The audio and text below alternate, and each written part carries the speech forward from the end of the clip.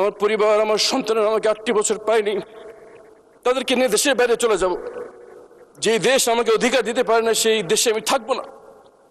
কিন্তু যখন 48 নম্বর ওয়ার্ড যুবদল সভাপতি সাজিদুল ইসলাম সুমন ভাইয়ের মেয়ে হাফসা ইসলাম রাইতার চোখের দিকে তাকায়, যে এখনো বাবার জন্য অপেক্ষা করে আছে, তখন যেতে পারি না। মাননীয় স্পিকার, আমরা যে কথা বলছি, আমরা যে বিষয়ের সাক্ষী, বেশ কিছু শক্তিশালী অপশক্তির বিরুদ্ধে আমরা সাক্ষী দিচ্ছি, যারা এখনো ক্ষমতাসীন অবস্থায় বিদ্যমান।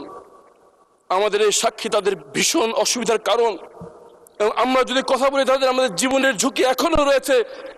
যেমন ভাবে জীবন দিতে হয়েছে আমার ভাই হাদিকে। কিন্তু যখন এই সুমন ভাইয়ের মেয়ের চোখের দিকে তাকাই, মনে পড়ে যায় আমার মেয়ের কথা। 8টি বছর তারা জিজ্ঞেস করতো বাবা কোথায়, কেউ উত্তর দিতে পারতো না।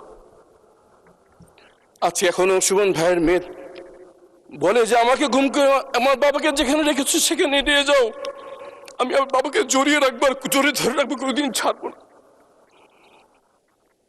মোহাম্মদ পারভেজ ভাইয়ের মেয়ে আদিবা ইসলাম রিদি বলে, সবাই বলে ধরে নাও বাবা মারা গেছে, বাবা কি কোনো অঙ্ক যে ধরে নেব বাবা মারা গেছে? মাননীয় স্পিকার, এসব অসংখ্য মেয়ে, মা, স্ত্রীর চাপা চোখের পানি, ক্ষোভ এখনো বিদ্যমান।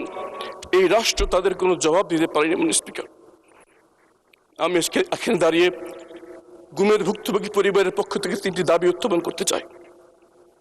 প্রথম দাবি জবাবদিহিতা। যাদেরকে গুম করা হয়েছে তারা এখনো রাষ্ট্রীয় স্বীকৃতি পায়নি। মাননীয় স্পিকার, এই গুমের ভুক্তভোগীদের রাষ্ট্রীয় স্বীকৃতি প্রয়োজন। যারা গুমের সাথে জড়িত তাদের অনেকেই এখনো গুরুত্বপূর্ণ দায়িত্বে বিদ্যমান। অনেকে আইনের আওতায় বাইরে দাঁড়িয়ে দেশের ভিতরে অস্থিতি সৃষ্টি করার চেষ্টা করছে। এদেরকে বিচারের আওতায় আনতে হবে।